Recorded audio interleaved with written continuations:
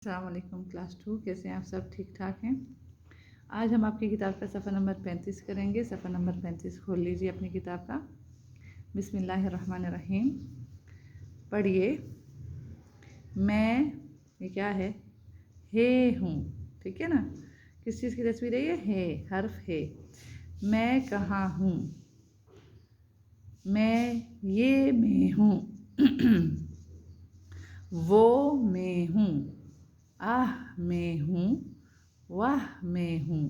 मैं यहाँ भी हूँ, मैं वहाँ भी हूँ। मैं है हूँ। ठीक है। ये जो है जो गोल है दो चश्मे है नहीं, गोल है। इसके बारे में हम पढ़ते हैं कि ये कहाँ कहाँ इस्तेमाल होता है और किस किस जगह आता है। ठीक है ना? तो देखिए, पहले मैं कहाँ हूँ, कहाँ में भी ये इस्तेमाल होता है इस तरह से। जब ये है बीच में आती है तो इस तरह से इसके नीचे एक ऐसे करके वो हुक सा बना होता है, इस तरह से लिखा जाता है। और जब ये में इस्तेमाल होता है ये के साथ, तो ये इसकी जो शक्ल है वो ऐसे हो जाती है। ठीक है, ऐसे। ठीक है, ये अलिफ न दा की जो मद होती है उसकी तरह बन जाता है ये के साथ। ठीक है, वो के साथ देखें, वो है गोल ही आ रहा है, अपनी असल शक्ल में आ रहा है। आह में भी अपनी असल शक्ल में आ रहा है। आखिर में जब आएगा तो अपनी असल शक्ल में आएगा।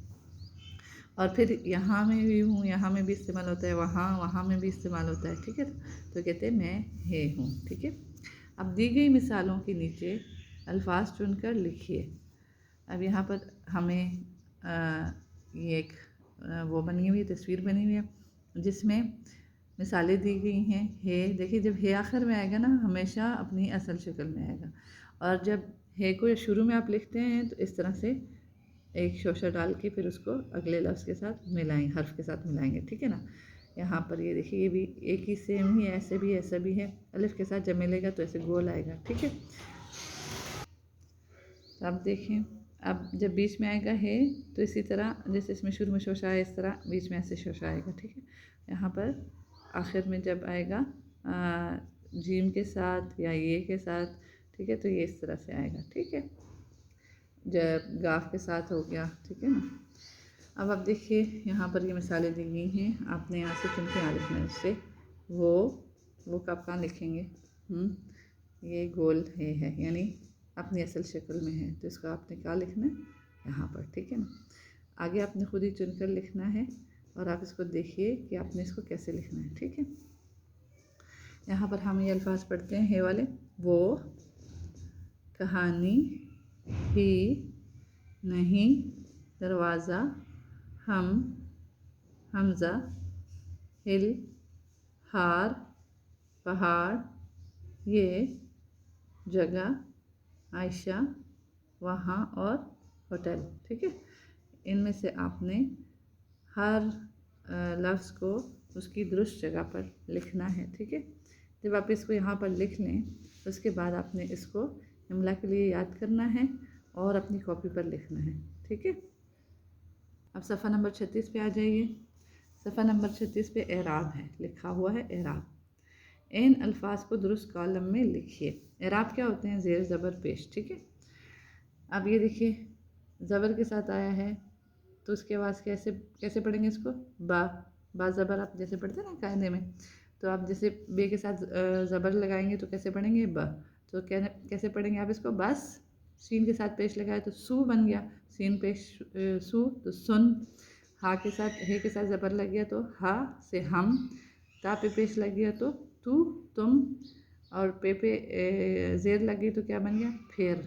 गाफ पे ज़ेर लगी तो गी बन गया ना, गिन। ठीक है, अब आपने क्या करना है?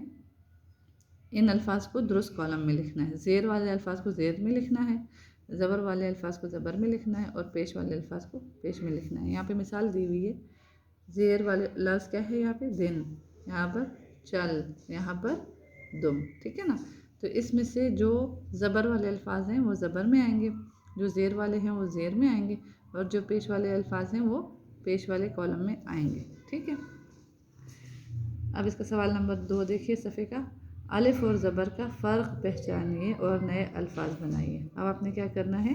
अलिफ और ज़बर का फ़र्क पहचानना है। ठीक है ना? आपको पता है अलिफ की आवाज़ थोड़ी ज़्यादा होती है, मतलब जब अलिफ लिखा जाता है जहाँ पर तो आप बा पढ़ते हैं, ठीक है ना। और जो ज़बर की आवाज़ होती है वो ब होती है, मतलब ज़्यादा उसकी आवाज़ लंबी नहीं होती, ठीक है। तो अब आप देखें यहाँ पर आपने पढ़ा बा अलिफ है ना, बे अलिफ लाम बाल, ठीक है ना।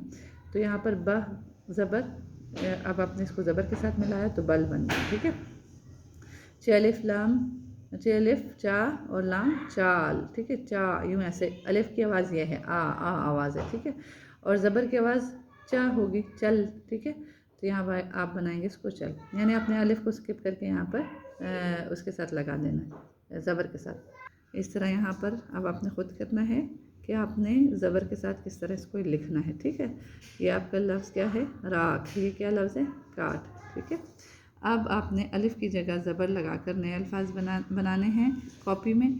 और ये जो हैं अल्फाज आपको दिए गए हैं ताल, चाट, जाल, काम, खाल और बाम, इसको आपने लिखना है और इसको आपने ज़बर के साथ लिख कर कॉपी में बनाना, कॉलम बनाकर लिखना है ज़बर के साथ। इन अल्फाज के जुमले बनाइए, बाल, बल, काम, कम, राख, रख, जाल और जल, ठीक है। ये 2 काम आपने अपनी कॉपी में करने हैं और बाकी सफ़ा नंबर 35 और 36 किताब पे करना है।